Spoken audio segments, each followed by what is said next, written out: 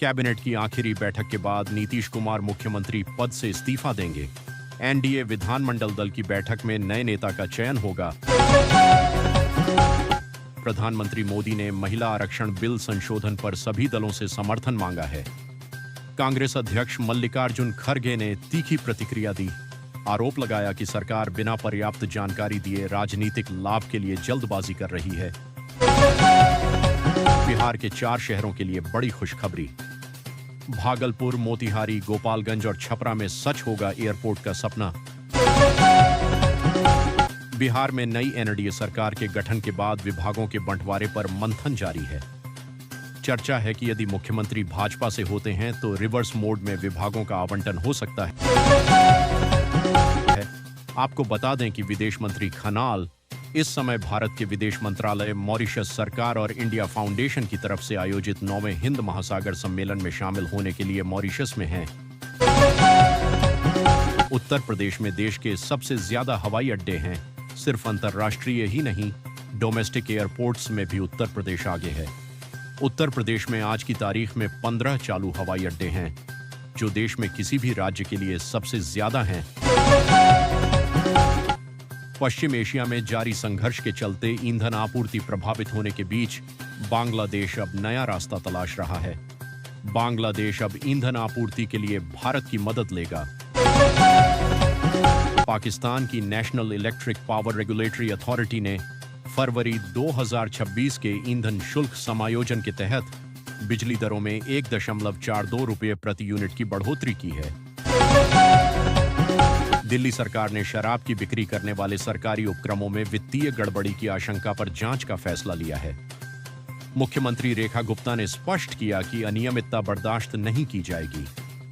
पिछले 5 वर्षों के वित्तीय रिकॉर्ड की गहन जांच होगी, जिसमें बिक्री, खरीद और स्टॉक शामिल हैं। रांची में उत्पाद विभाग भर्ती के नाम पर 23.85 करोड़ रुपए की ठगी का खुलासा हुआ है।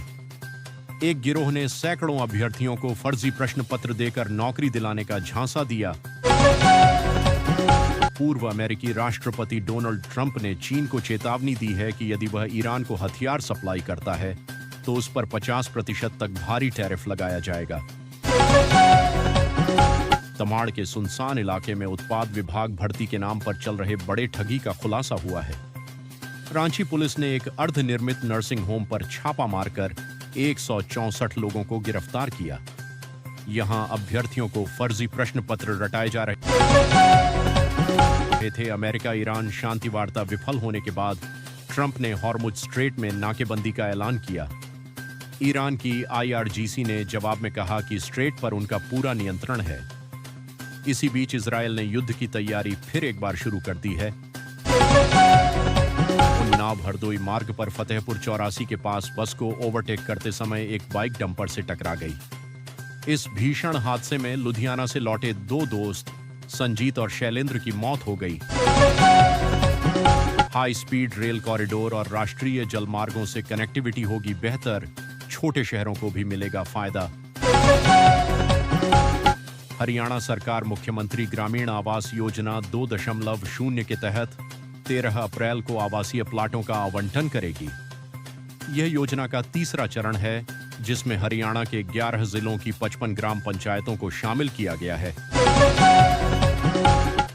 श्री बाबा अमरनाथ जी की यात्रा 3 जुलाई 2026 से शुरू होकर 28 अगस्त 2026 तक 57 दिनों के लिए चलेगी। पंजीकरण 15 अप्रैल 2026 से ऑनलाइन और ऑफलाइन उपलब्ध। बंगाल विधानसभा चुनाव में सुरक्षा बढ़ाने के लिए जम्मू कश्मीर से मीडियम बुलेट प्रूफ वाहन MBPV तैनात किए गए हैं। ये उन्नत वाहन सीमावर्ती और अतिसंवेदनशील क्षेत्रों में चुनावी हिंसा रोकने के लिए उपयोग होंगे। दिल्ली में कांग्रेस की संगठनात्मक बैठक के दौरान बाबरपुर जिले में जिलाध्यक्ष पद की दावेदारी को लेकर 2 गुटों के समर्थक आपस में भिड़ गए। माहौल गरमाने के बाद बैठक स्थगित करनी पड़ी। बाबरपुर जिला कांग्रेस के संगठन महासचिव राम ठाकुर ने कार्यकर्ताओं से एकजुट होकर काम करने और मर्यादा बनाए रखने की अपील की। आप नेता संजय सिंह ने उत्तर प्रदेश की मतदाता सूची में गंभीर गड़बड़ी का आरोप लगाया है। उन्होंने कहा कि जनसंख्या के मुकाबले मतदाता सूची में महिलाओं की हिस्सेदारी कम है, जिससे 2.5 से 3% महिला मतदाता गायब हैं।